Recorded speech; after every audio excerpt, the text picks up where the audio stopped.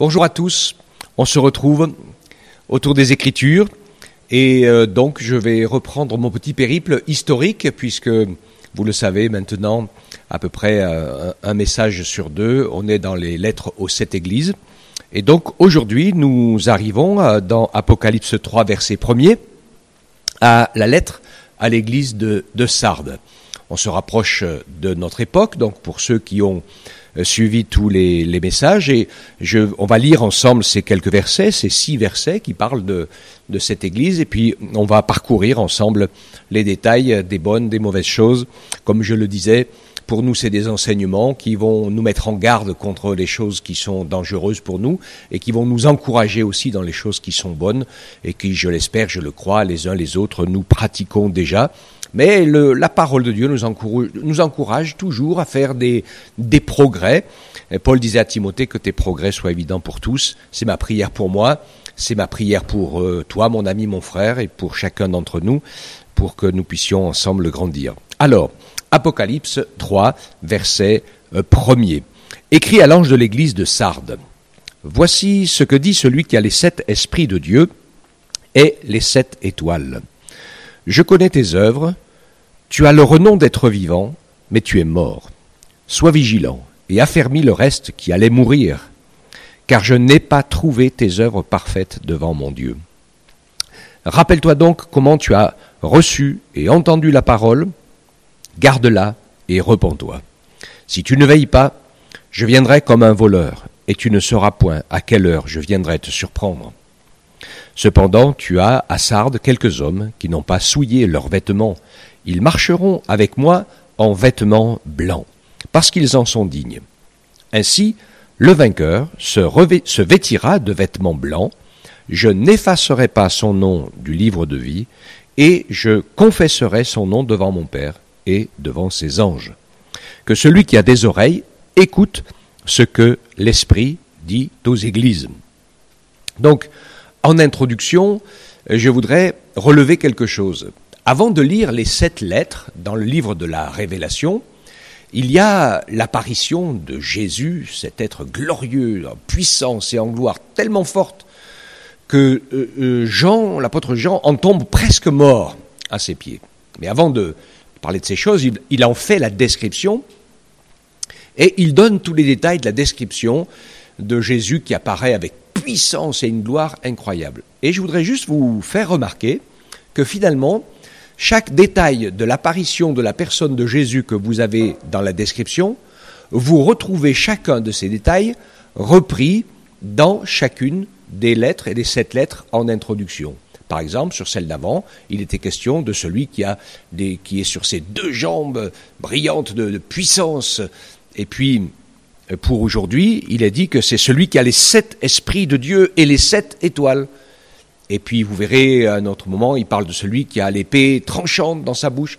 Il avait cette description, et dans chacune de ces lettres, donc, il fait remarquer un point de la description. Donc avec l'église de Sardes, il fait remarquer la complexité et en même temps l'infinie variété et puissance et connaissance et sagesse de l'Esprit de Dieu, expliqué sur la facette des 7 esprits et des 7 étoiles, qui sont en même temps la lumière du Saint-Esprit qui est mise dans les cœurs des églises et des responsables des églises, etc., pour que nous puissions marcher à la lumière du Saint-Esprit. Et c'est vraiment le thème essentiel pour pouvoir comprendre ce qui est en train de dire, ce que l'Esprit est en train de dire à cette église de cette époque.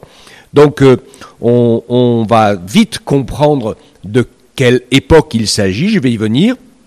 Le premier point que nous comprenons ici, en fait, c'est que l'Esprit Saint de Dieu voit tout, sonde tout, il connaît l'envers du décor, il connaît la réalité par rapport aux apparences, et il connaît ce qui est caché au plus secret, au tréfonds de notre propre cœur.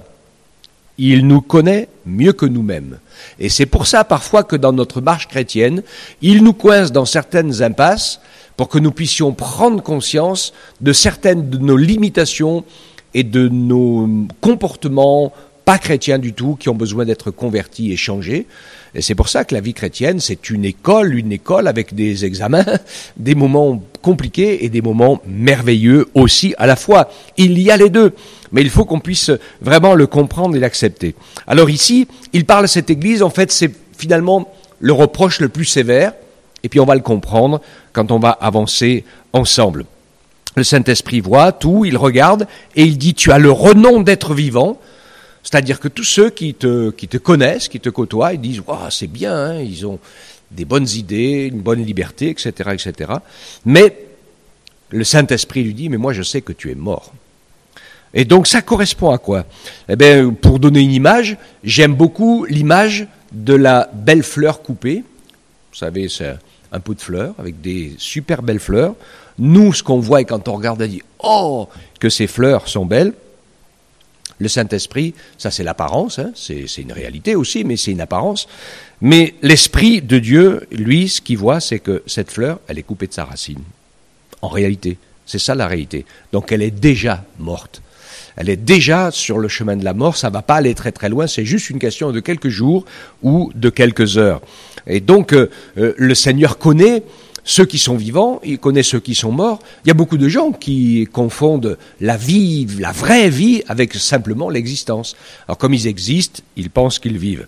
Mais l'Écriture nous apprend qu'il y a quand même une grande différence. Oui, nous existons parce que Dieu nous a donné l'existence, mais la vie, il n'y a que Jésus qui la donne en la rencontrant.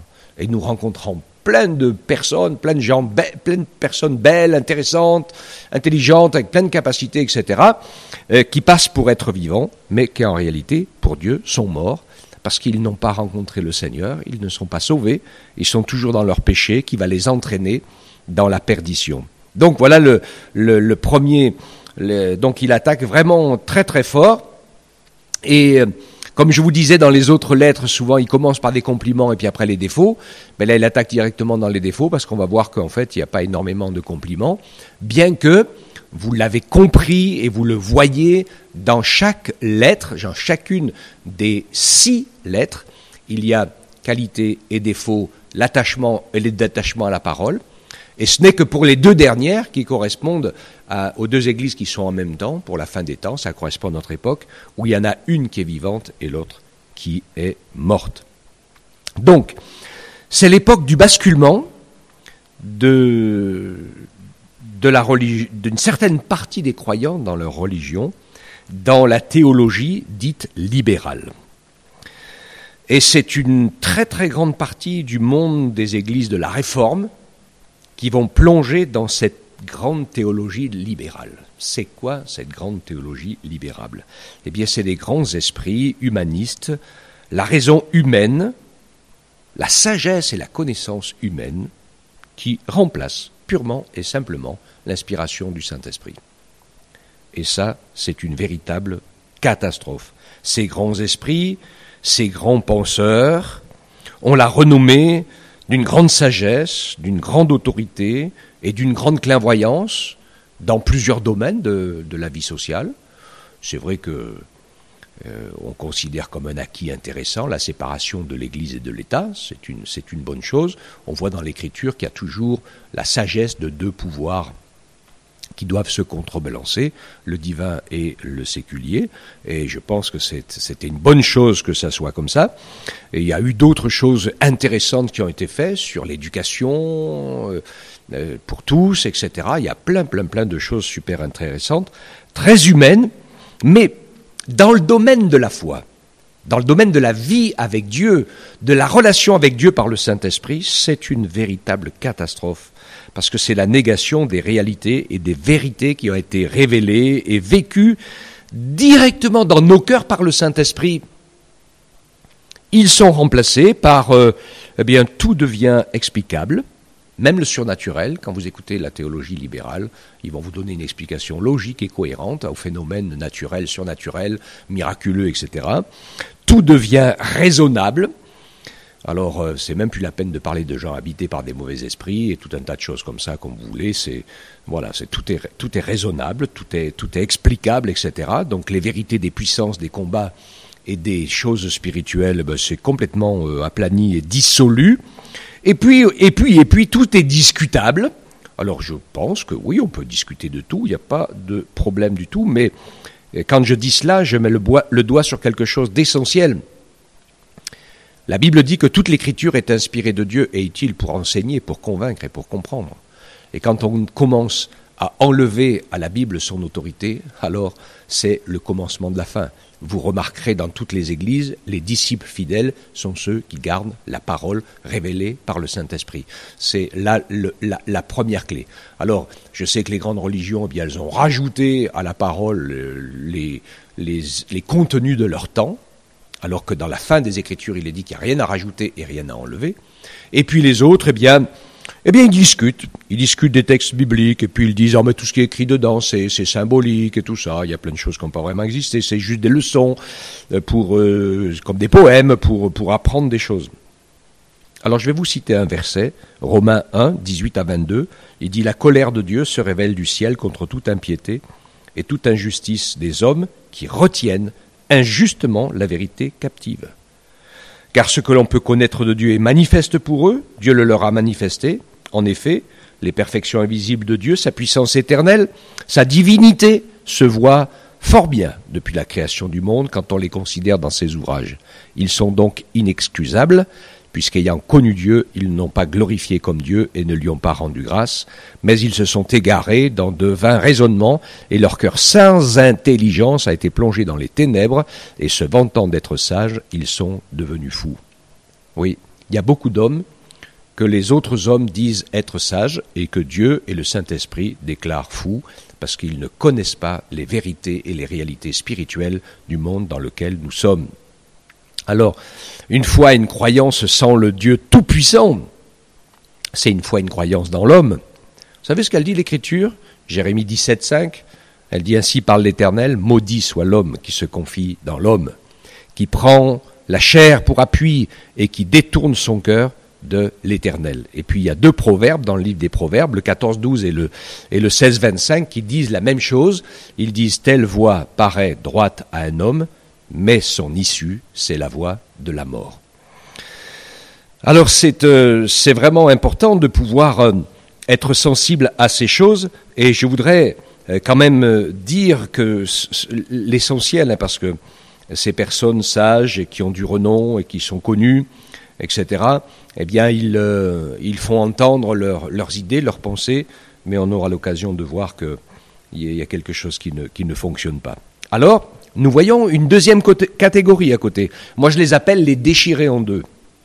Quand il dit « Sois vigilant et affermis le reste qui allait mourir, car je n'ai pas trouvé tes ordres parfaites devant mon Dieu. » Et il y a ceux qui, là, au milieu de la réforme, sont tentés par le libéralisme ou tentés par une foi confessionnelle et qui ont du mal à choisir entre l'un et l'autre. Et le Seigneur dit « Mais rappelle-toi donc comment tu as reçu et entendu la parole de Dieu. » Moi, j'entends des idéologies dans la théologie libérale. Je dis, mais si vos ancêtres réformés qui ont payé de leur sang, leur foi en Christ, vous entendez, mais ils tomberaient raides morts du premier coup, parce que eux, ils avaient reçu des paroles de foi de l'Esprit de Dieu. Ils avaient même des bébés qui parlaient en langue et qui prophétisaient, des gens qui ont marché dans le feu. Ils vivaient par l'Esprit et avec l'Esprit, heureusement, pour pouvoir tenir ferme contre la persécution qu'ils vivaient à l'époque. Ne risquez pas d'aller bien loin avec des forces humaines. Donc il dit, si tu es déchiré en deux, eh bien sois vigilant, affermis-toi, reviens à la parole, sinon tu vas mourir. Parce que tes œuvres ne sont pas parfaites. Quand il parle des œuvres ici, c'est des œuvres de la foi et du salut. Rien n'est fait dans le bon sens. C'est un appel solennel et plein de tristesse de la part du Sauveur qui veut que ces personnes puissent venir être sauvées. Et puis au verset 4, on retrouve comme toujours le groupe des disciples fidèles. Cependant, tu as à Sardes quelques hommes qui n'ont pas souillé leurs vêtements, et ils marcheront avec moi en vêtements blancs, parce qu'ils en sont dignes.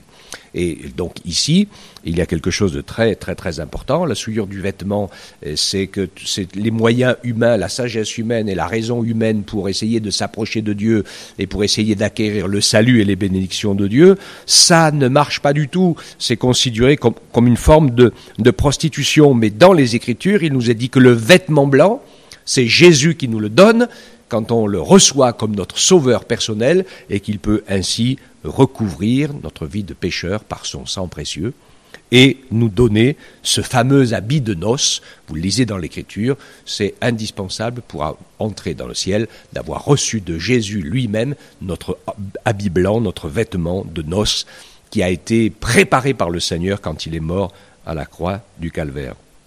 Donc ce vêtement blanc, c'est les symboles du salut de Dieu par la grâce de Dieu, ces vêtements blancs, et puis c'est des symboles du pardon des péchés par la foi en Jésus-Christ. C'est le fondement de la vie chrétienne. Et le Proverbe 14, 27 disait « La crainte de l'Éternel est une source de vie pour te détourner des pièges de la mort. » Ainsi, en conclusion, le vainqueur se vêtira de vêtements blancs. Je n'effacerai pas son nom du livre de vie. Il y a quelque chose de particulier ici.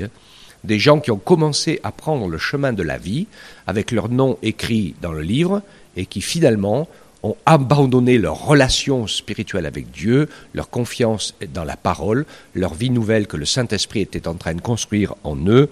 Ils ont abandonné toutes ces choses et donc tout d'un coup leur nom se retrouve effacé du livre de vie. J'espère que vous n'êtes pas de ceux-là, mais que vous êtes de ceux qui grandissent dans la foi, dans la confiance en la parole, dans l'attachement à Jésus et dans la dépendance de sa personne. Et Jésus dit pour celui qui est vainqueur, qui continue à marcher selon l'esprit et selon la foi, eh bien, non seulement, bien sûr, j'effacerai pas son nom du livre de vie, ça c'est le perdant, c'est pas le vainqueur, et puis il dit, je confesserai son nom devant mon Père et devant ses anges. Et je veux relever quelque chose ici, qui a son importance. Dans l'Écriture, Dieu montre le fait qu'il nous connaît par notre nom. Je vous ai même parlé dans une des lettres de ce caillou blanc avec un nom nouveau. Nous avons même un nom nouveau.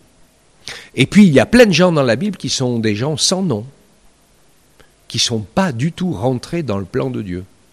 Et Jésus te connaît par ton nom, si tu es sauvé, racheté, si tu lui as donné ton cœur. Par ton nom spirituel qui est une nouvelle vie, mais sinon, spirituellement, sinon tu n'as pas de nom pour Dieu. Tu es un illustre inconnu, perdu. C'est Jésus qui nous donne un nom nouveau. Et ça, c'est important, le nom. Il y a plein de gens dans la Bible dont on parle, mais qui n'ont pas le nom. Mais le Seigneur dit, donc celui qui confesse, le Seigneur Jésus, il le dit, celui qui me confessera, qui croit en moi, qui m'aime, je le confesserai et devant mon Père et devant ses anges. Alléluia. Que celui qui a des oreilles écoute ce que l'Esprit dit aux églises. Et il le dit à chaque fois, en fait. C'est l'Esprit Saint qui nous parle aux églises, qui nous parle de la part de Dieu, pour nous dire ce qui est bon et ce qui doit changer, pour nous permettre d'être toujours en communication avec Dieu par le Saint-Esprit. La vérité révélée de Dieu, c'est l'Esprit Saint qui parle, c'est l'Esprit Saint qui donne la vie éternelle, et c'est l'Esprit Saint qui prépare la véritable Église fidèle pour les noces futures de l'agneau avec Jésus. Et dans ce domaine, les paroles des hommes n'ont aucun poids. Je vous parlais de ceux qui passent pour être sages, qui ont du renom, mais qui en fait sont déjà morts. Jésus en parlait. Il parlait de cela avec les religieux de son temps, qui donnaient des enseignements déformés des Écritures, qui poursuivaient leur gloire, qui poursuivaient leurs intérêts, et qui se disaient serviteurs de Dieu. Il y en a des milliers de gens qui se disent serviteurs de Dieu, mais qui ne pensent qu'à leurs intérêts. Jésus leur disait, laissez-les, parce que ce sont des aveugles qui conduisent des aveugles. Et si un aveugle conduit un aveugle, ils vont tomber tous les deux dans une fosse, qui est celle de la mort et de la perdition, disait Matthieu, chapitre 15, verset 14, Jésus dans Matthieu. Il y a des hommes qui parlent avec une grande autorité, des choses spirituelles, divines, et qui en fait ne connaissent rien. C'est juste un enseignement que les autres leur ont donné. Aucune expérience, aucune rencontre avec le Seigneur, aucune découverte, c'est que de la théorie. Paul le disait aux Corinthiens, et écoutez bien le passage que je vais vous lire, 1 Corinthiens chapitre 2, les versets 9 et 10 et les versets 12 et 14. Il dit, mais c'est comme il est écrit, ce sont des choses que l'œil n'a point vues et que l'oreille n'a pas entendues et qui ne sont pas montées au cœur de l'homme. Des choses que Dieu a préparées pour ceux qui l'aiment. Pas ceux qui sont croyants, ceux qui l'aiment.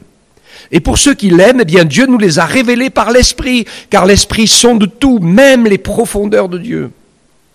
Et puis au verset 12, il dit, tous ceux qui ont reçu l'Esprit de Dieu, nous n'avons pas reçu l'Esprit du monde, mais l'Esprit qui vient de Dieu, afin que nous connaissions les choses que Dieu nous a données par sa grâce. Et nous en parlons, non avec des discours qu'enseigne la sagesse humaine, mais avec ceux qu'enseigne l'Esprit, employant un langage spirituel pour les choses spirituelles. Mais l'homme naturel, il n'accepte pas les choses de l'Esprit de Dieu, car elles sont une folie pour lui, il ne peut les connaître, parce que c'est spirituellement qu'on en juge. Voyez la clairvoyance de ce verset, de ces versets, c'est important, hein. Nous faisons partie de centaines de millions d'hommes, de femmes et d'enfants qui avons entendu la parole de Jésus, qui avons compris l'appel d'amour de Dieu et qui avons reçu par le Saint-Esprit la parole de vie que Jésus nous a donnée en nous-mêmes et qui nous a été révélée. Et la bonne nouvelle que je veux donner en terminant ce message, c'est que cette invitation, elle est pour tous. Il n'y a que ceux qui se croient trop sages et trop intelligents qui ne permettent pas à l'Esprit Saint de leur révéler Dieu dans toute sa splendeur et dans tout son amour. Mais si tu veux devenir assez humble pour aimer plus la vérité que tes propres intérêts et que toi-même, alors tu vas commencer à ouvrir la porte à l'action du Saint-Esprit et tu vas écouter ce que l'Esprit te dit pour t'emmener à la vie et au salut. C'est possible pour quiconque prend cette décision. C'est à toi de décider où tu écoutes les discours de la sagesse et des sagesses humaines, parce qu'il y en a de toutes les sortes des sagesses humaines, mais quand j'en parlais, je dis elles ont toutes le même tempo et elles conduisent toutes au même endroit. Elles ont toutes les mêmes chemins, même s'ils sont colorés de manière différente. Ou alors tu écoutes la voix de Jésus par l'action de son Esprit Saint, et Jésus te dit, je suis le chemin, la vérité et la vie, et nul ne vient au Père que par moi. Et il n'y a de salut en aucun autre, car il n'y a sous le ciel aucun autre nom qui ait été donné parmi les hommes par lequel vous puissiez être sauvés. Ça, c'est une bonne nouvelle. Parce que c'est pas difficile, il n'y a pas 50 000 manières d'être sauvé, et bien c'est pas compliqué. Il suffit simplement de permettre à Jésus de venir vivre dans notre cœur par la personne du Saint-Esprit. Et ça se déclenche tout simplement avec l'amour du Père. Mais ça nous demande de mettre nos pieds sur pas mal de choses dans nos propres vies et de ne pas nous laisser entraîner dans cette espèce de suffisance qu'on a vu arriver dans ce milieu cultivé où beaucoup de gens ont abandonné une foi simple dans la puissance de la parole de Jésus qui change les cœurs et les vies et qui sauve, pour entrer dans toutes sortes de raisonnements explicatifs qui en fait tuent la foi, tuent l'Église, tuent la vie avec Dieu. Et c'est une véritable catastrophe. Et ça a été la dernière atteinte, une des plus fortes, parce qu'il y a contre la vraie foi révélée par le Saint-Esprit, que Dieu nous fasse la grâce de ne pas nous laisser entraîner par ces choses et d'être touchés par l'amour de Jésus qui parle dans nos cœurs. Que Dieu vous bénisse et que le Seigneur vous fasse grâce en lui ouvrant tout grand votre cœur. Seigneur, nous nous attendons à toi, nous comptons sur toi, nous te remercions de nous avoir parlé dans ton amour et par ton esprit, nous te remercions de nous avoir rachetés, nous te remercions de nous avoir sauvés et nous te bénissons pour tous tes merveilleux bienfaits. Je voudrais que ce message d'aujourd'hui permette à tous ceux et à toutes celles qui peut-être s'interrogent d'ouvrir les yeux et le cœur dans le bon sens pour pouvoir découvrir et connaître cette parole qui donne et qui communique la vie, de pouvoir faire une expérience et une rencontre personnelle avec le Seigneur, notre Dieu, avec Jésus, par l'action puissante du Saint-Esprit. Ne laisse pas les grandes raisons humaines tuer la foi et empêcher l'Esprit Saint de te donner la révélation de l'amour de Dieu, de la vérité de Dieu, du pardon de Dieu et du salut de Dieu. C'est des choses que la parole, la Bible, t'invite à vivre et à expérimenter. Ce n'est pas une religion de plus, ce n'est pas une théologie qu'on t'enseigne. Enfin, moi, ça donne comme une idée qu'on enseigne. Mais ce que je veux dire là, dans ce message, c'est que si tu y entres, tu verras que ce ne sera pas une idée, mais une réalité, une expérience avec Dieu lui-même. Que le Seigneur te bénisse, te sauve et te fasse grâce, et que nous qui connaissons le Seigneur, nous puissions nous affermir encore et encore dans la parole pour vivre, permettre au Saint-Esprit de nous inspirer, de nous éclairer, de nous fortifier et de nous permettre d'accomplir les œuvres que Dieu a préparées d'avance pour que nous les pratiquions. Parce que ça, c'est essentiel dans nos vies chrétiennes, aux uns et aux autres. Que le Seigneur vous bénisse et qu'il vous fasse grâce et que vous puissiez vivre de belles choses avec le Seigneur en communion par le Saint-Esprit. Amen.